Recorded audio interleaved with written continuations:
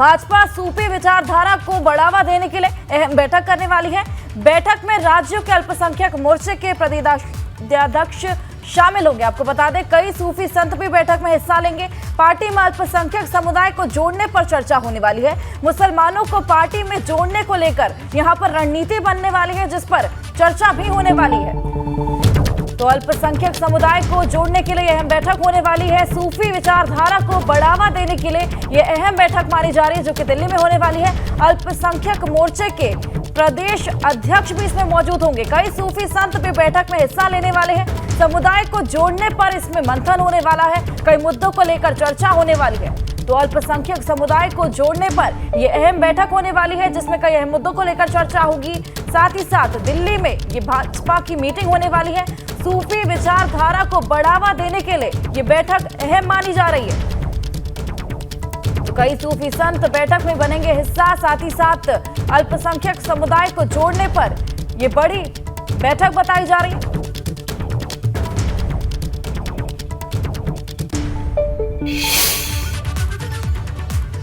और खबर लखनऊ से है। आरएलडी अल्पसंख्यकों को पार्टी से जोड़ने के लिए अभियान चलाएगी। प्रदेश कार्यालय में प्रदेश कार्यकारिणी की बैठक में इस पर चर्चा होगी। प्रदेश अल्पसंख्यक प्रकोष्ठ के पदाधिकारी बैठक में शामिल होंगे। आपको बता दें, अल्पसंख्यक बहुल गांव में घर घर जाएंगे पदाधिकारी। तो पदाधिकारी बैठक में शामिल होंगे, गांव-गांव जाएंगे। साथ ही साथ अल्पसंख्यक बहुल गांव में पहुंचकर लोगों से बातचीत करेंगे। प्रदेश कार्यालय में प्रदेश कार्यकारिणी की बैठक में इस पर चर्चा होने वाली है। आरएलडी अल्पसंख्यकों को पार्टी से जोड़ने के लिए यह अभियान चलाने वाला है।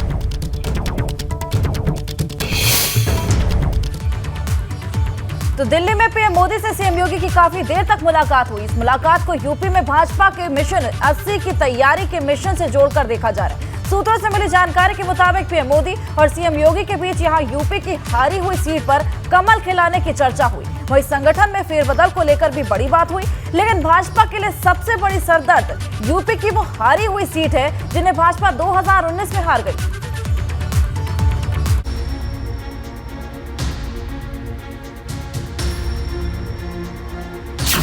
पीएम मोदी से सीएम योगी की मुलाकात, विपक्ष से होंगे दो हाथ।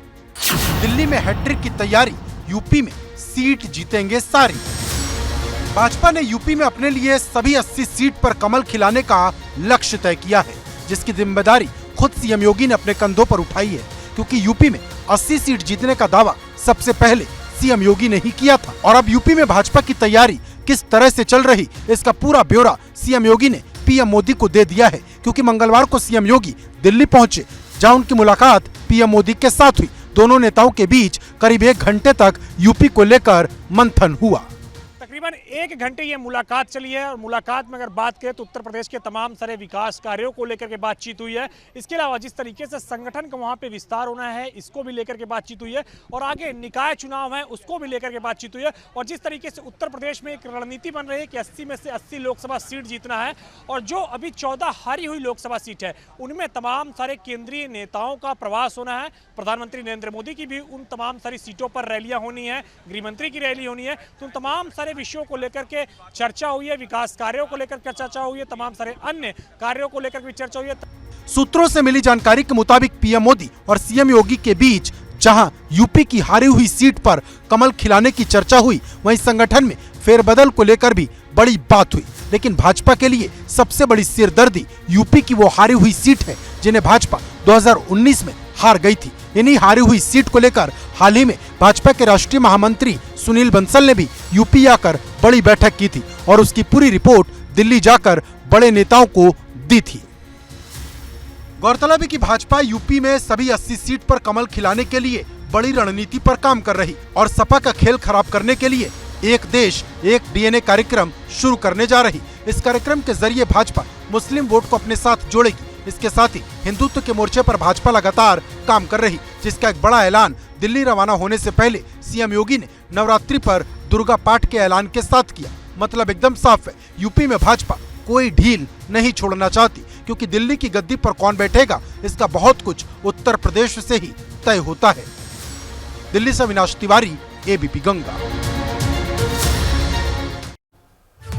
और उमेशपाल शूटआउट मामले में सीजेएम कोर्ट में आज सुनवाई होने वाली है। अतीक के नाबालिग बेटों के मामले में सुनवाई होगी। कथित तौर पर लापता 2 नाबालिग बेटों पर सस्पेंस बरकरार है। आपको बता दें, पुलिस ने कोर्ट में सीलबंद लिफाफे में दाखिल की थी रिपोर्ट। कोर्ट पुलिस की दाखिल रिपोर्ट पर आज अपना फैसला सुनाने वाली है। तो अतीक के नाबालिग बेटों के मामले में आज सुनवाई होने वाली है। कथित तौर पर ये दोनों नाबालिग बेटों पर जो लापता होने का सस्पेंस लगातार बरकरार है। शाइस्ता परवीन ने जो अर्जी दाखिल की थी, उसको लेकर आज कोर्ट ने अपना फैसला सुनाना है।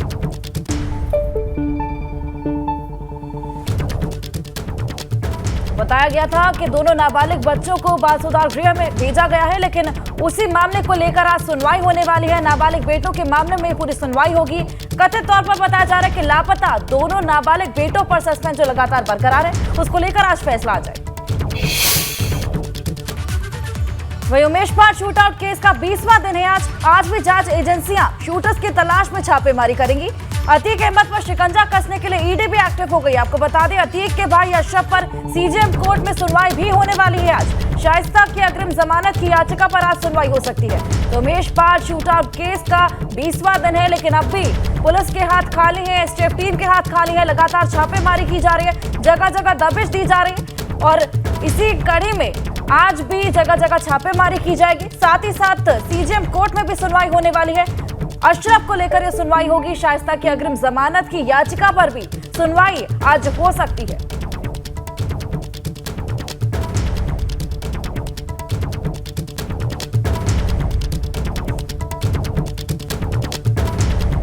आपको बता दें, अतीक अहमद पर शिकंजा कसने के लिए अब ईडी भी एक्टिव हो गया।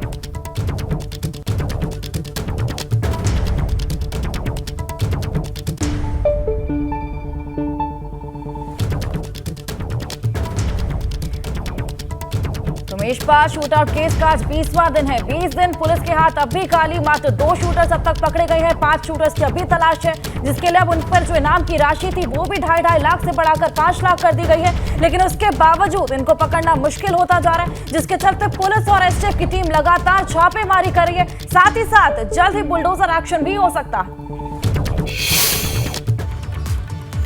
और अब बात ऑपरेशन मिट्टी के शिकंजे में शूटर बुलडोजर वाला अल्टीमेटम। अतीक के गुर्गों की लिस्ट तैयार हो चुकी है, क्योंकि उमेशपाल हत्याकांड के 18 दिन गुजर चुके हैं। माफ कीजिएगा, 20 दिन गुजर चुके हैं, लेकिन अतीक के शूटर्स का कहीं कोई अता पता नहीं। ऐसे में प्रशासन और पुलिस ने मिलकर बुलडोजर एक्शन का प्लान तैयार कर लिया। देखिए रिपोर्ट।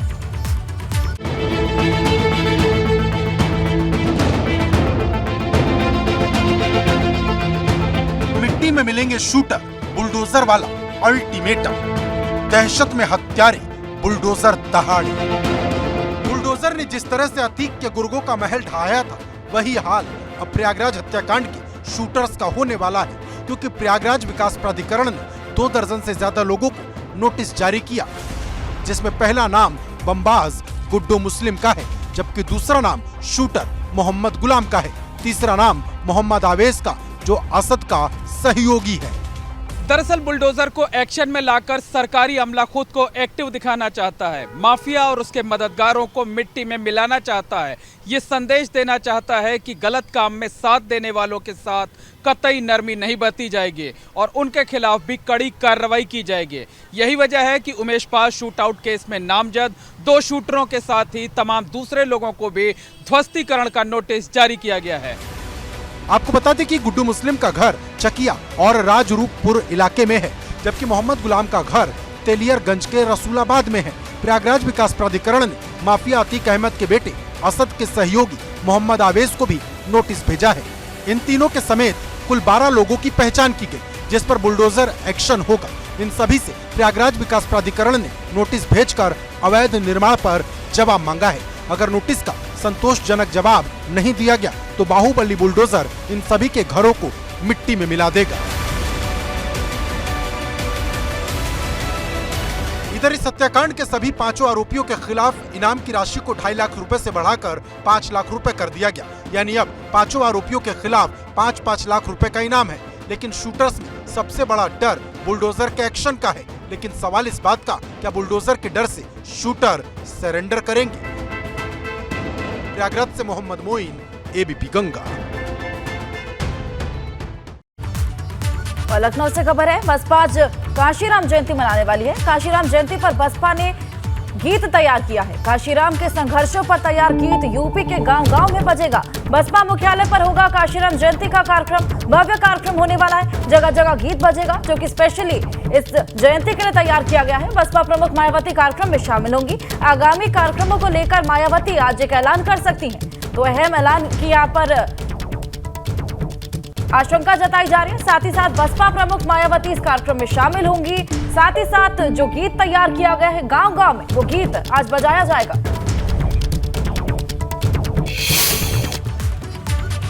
वही विधानसभा बजट सत्र का तीसरा दिन है। धामी सरकार आज अपना बजट पेश करेगी। वित्त मंत्री प्रेमचंद अग्रवाल दोपहर 2:30 बजे पेश करेंगे बजट। इस बार 79,000 करोड़ का रखा जा रहा है सरकार ने बजट। बजट में रोजगार, महिला सशक्तिकरण, कृषि पर खास ध्यान दिया जाएगा। तो धामी सरकार का आज बजट पेश होना है। तीसरा दिन है आज सत्र का। वित्त मंत्री प्रेमचंद अग्रवाल दोपहर 2:30 बजे ये बजट पेश करने वाले हैं। 79,000 करोड़ का सरकार ने इस बार बजट रखा है, जिसमें खास तौर पर रोजगार, महिला सशक्तिकरण, कृषि पर भी ध्यान रखा जाएगा।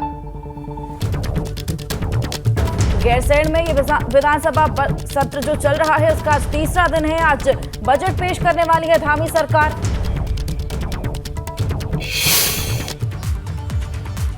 मौलाना तौकीर रजा ने तिरंगा यात्रा निकालने का ऐलान किया है। तौकीर रजा के ऐलान के बाद छावनी बन चुका है बरेली दरगाह। आला हजरत के पास लगाई गई है कई थानों की पुलिस।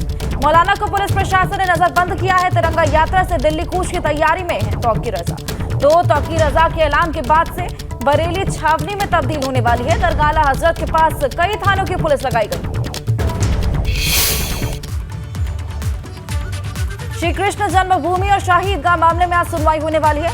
महेंद्र प्रताप सिंह ने प्रार्थना पत्र पर कोर्ट आज फैसला सुना सकता है। 10 मार्च को अवकाश होने की वजह से इस पूरे मामले की सुनवाई नहीं हो पाई थी। कोर्ट कमीशन की नियुक्ति पर भी सुनवाई हो सकती है। तो महेंद्र प्रताप सिंह के प्रार्थना पत्र पर आज सुनवाई होने वाली है। 10 मार्च को अवकाश था, जिसके चलते उस दिन सुनवाई नहीं हो पाई थी, और उसके बदले आज इस पूरे मामले पर सुनवाई होने वाली है। साथ ही साथ कोर्ट कमीशन की नियुक्ति पर भी आज सुनवाई हो सकती है। तो श्री कृष्ण जन्मभूमि और शाही ईदगाह मामले को लेकर आज अहम फैसला आ सकता है। हालांकि ये फैसला पहले 10 मार्च को आने वाला था, लेकिन अवकाश होने की वजह से उस दिन सुनवाई नहीं हो पाई थी, जिसके बदले में आज इस पूरे मामले पर सुनवाई हुई।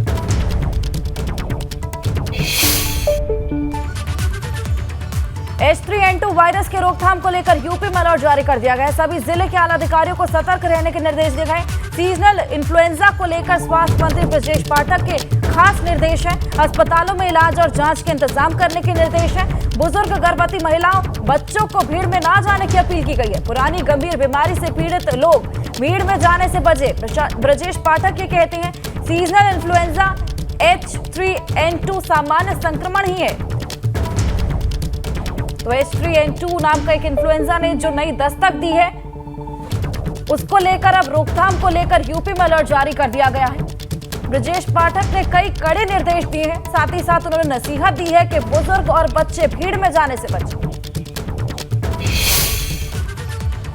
तो भाजपा के राष्ट्रीय अध्यक्ष ओम प्रकाश राजभर ने अपने विधानसभा गाजीपुर के जहूराबाद पहुंचे थे, और इस दौरान उन्होंने काशी विश्वनाथ कॉरिडोर पर शुल्क लगाने की बात सही ठहराते हुए कहा कि मंदिर को बनाने में लागत लगी है, तो शुल्क लगाना ही चाहिए।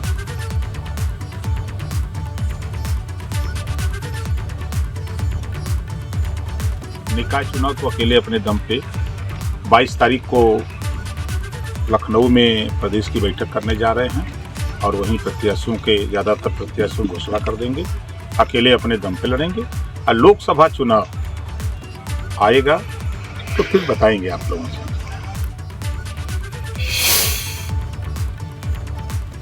शामली पहुंचे भाजपा के प्रदेश अध्यक्ष भूपेंद्र चौधरी का कार्यकर्ताओं ने जोरदार स्वागत किया। केंद्रीय मंत्री संजीव बालियान, एमएलसी वीरेंद्र सिंह भी मौजूद रहे। शामली के कांधला में भूपेंद्र चौधरी कार्यकर्ताओं के साथ बैठक भी करेंगे।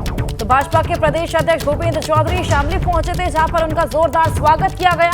कार्यकर्ताओं ने ये जोरदार स्वागत किया है। साथ ही साथ संजीव बालियान, एमएलसी वीरेंद्र सिंह भी इस पूरी बैठक में मौजूद रहेंगे। शामली के कांधला में भाजपा कार्यकर्ताओं के साथ अहम बैठक होगी। कई मुद्दों को लेकर चर्चा होगी, साथ ही साथ कई चीजों को लेकर मंथन भी होने वाला। देखिए भव्य स्वागत की तस्वीरें आप देख रहे हैं। भूपेंद्र चौधरी का कार्यकर्ताओं ने जोरदार स्वागत किया था।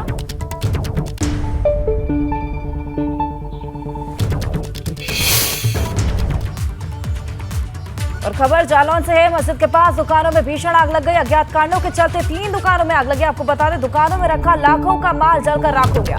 दमकल विभाग के कर्मियों ने आग पर काबू पाया। माधोगढ़ के स्थित जो पास मस्जिद है उसके पास की पूरी घटना है। माधोगढ़ के पास जो मस्जिद बना हुआ है इसकी पूरी घटना है। तस्वीरें आप देख सकते हैं। मस्जिद के पास दुकानों में आग लगी है जिसके चलते लाखों का सामान जलकर राख हो गया। कड़ी मशक्कत लगी, घंटों की मशक्कत के बाद इस आग पर काबू पाया। तस्वीरें आप देख सकते हैं किस तरह 3 दुकानों ने आग पकड़ ली थी, आग का गोला बन गई थी। स्थानीय लोगों में अफरा तफरी का माहौल हो गया था और कड़ी मशक्कत के बाद इस आग पर काबू पाया।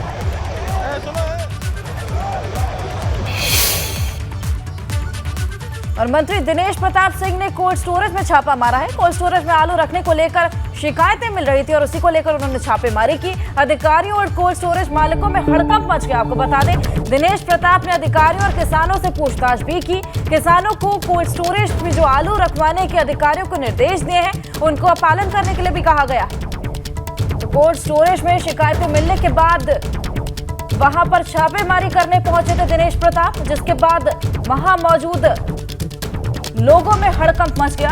साथ ही साथ किसानों का कोल्ड स्टोरेज में आलू रखवाने को लेकर सख्त निर्देश भी दिए गए हैं अधिकारियों।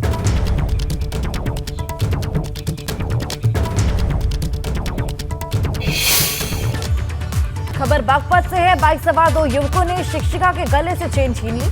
चेन छीनकर दोनों लुटेरे मौके से फरार हो चले। ग्लोबल गर्ल्स स्कूल से घर लौट रही थी ये शिक्षिका।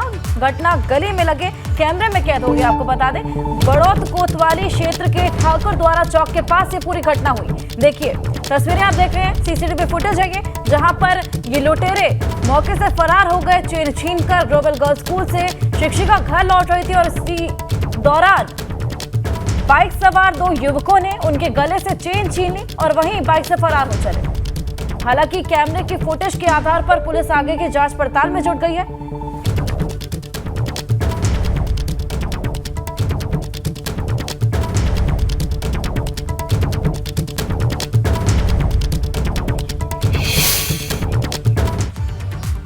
और वहीं खबर ग्रेटर नोएडा से है। पुलिस और बदमाशों के बीच मुठभेड़ हुई है। मुठभेड़ में एक बदमाश के पैर में गोली लगी। 2 बदमाश पुलिस ने गिरफ्तार कर लिया है। बदमाशों ने कार का शीशा तोड़कर चोरी की थी। बदमाशों के पास से लूट का सामान और अवैध तमंचा भी बरामद किया गया। ग्रेटर नोएडा के थाना बीटा 2 में ये पूरी मुठभेड़ हुई। तो पुलिस और बदमाशों के बीच ये मुठभेड़ हुई है, जहां पर बदमाशों के पैर में गोली भी लगी है। साथ ही साथ बदमाश कार का शीशा तोड़कर चोरी की घटना को अंजाम देने की कोशिश कर रहे थे और उसी वक्त ये मुठभेड़ हुई। बदमाशों के पास से लूट का सामान मिला है, अवैध तमंचा भी बरामद किया गया। तो बड़ी सफलता पुलिस को यहां पर हाथ लगी है। ग्रेटर नोएडा के थाना बीटा 2 में पूरी मुठभेड़ हुई है। एक्सक्लूसिव तस्वीरें आप देख रहे हैं। देखिए किस तरह 2 शातिर बदमाशों को गिरफ्तार कर लिया गया है। मुठभेड़ के बाद गिरफ्तार किया गया है। बदमाशों के पैर में गोली भी लगी थी।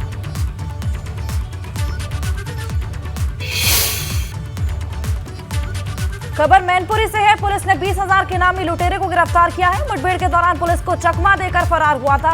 मुखबिर की सूचना पर घेराबंदी कर पुलिस ने लुटेरों को दबोचा है। लुटेरे पर कई जनपदों में लूट के मुकदमे दर्ज है। इससे पहले लुटेरे के 3 साथी भी गिरफ्तार हो चुके हैं। तो बड़ी सफलता यहां पर पुलिस को हाथ लगी है।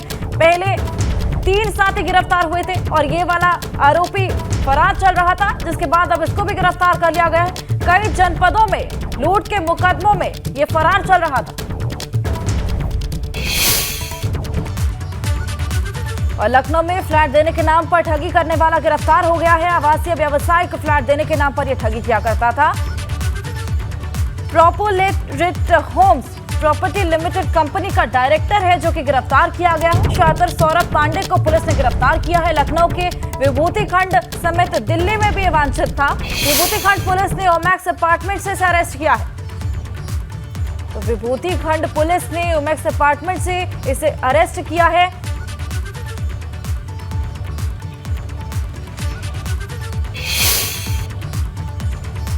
और अवैध निर्माण पर एलडीए की बड़ी कार्रवाई हुई है। एलडीए ने दोबारा सील कर ध्वस्तीकरण के आदेश दिए हैं। आलमबाग, आशियाना और पीजीआई थाना क्षेत्र में ये पूरी कार्रवाई होगी।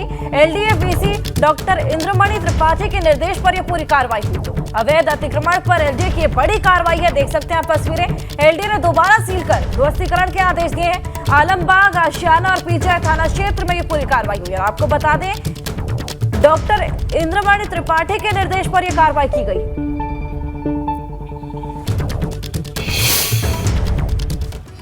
रेलवे की तर्ज पर अब यूपी रोडवेज भी अपने यात्रियों के लिए बसों में सफर के दौरान भोजन और नाश्ता परोसने की तैयारी में है। इसके लिए परिवहन निगम के अफसरों ने एक मसौदा तैयार करके मुख्यालय को भेज दिया है, जिसके मुताबिक बस मुसाफिरों को ऑनलाइन अपना भोजन या नाश्ता बुक करना होगा, जिसमें यात्रियों को अपना मोबाइल नंबर और टिकट नंबर देना होगा, जिसके बाद मुसाफिर को अगले स्टॉपेज पर मनचाहा खाना मुहैया करवा दिया जाएगा।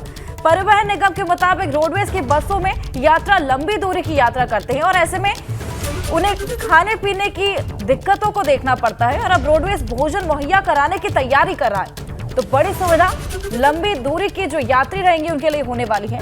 अपना खाना ऑनलाइन ही चूज कर सकेंगे और उसके बाद अगले स्टेशन पर उन्हें वो खाना मुहैया कराया जाएगा। मील ऑन व्हील्स के नाम से ये सुविधा लोगों को दी जाएगी।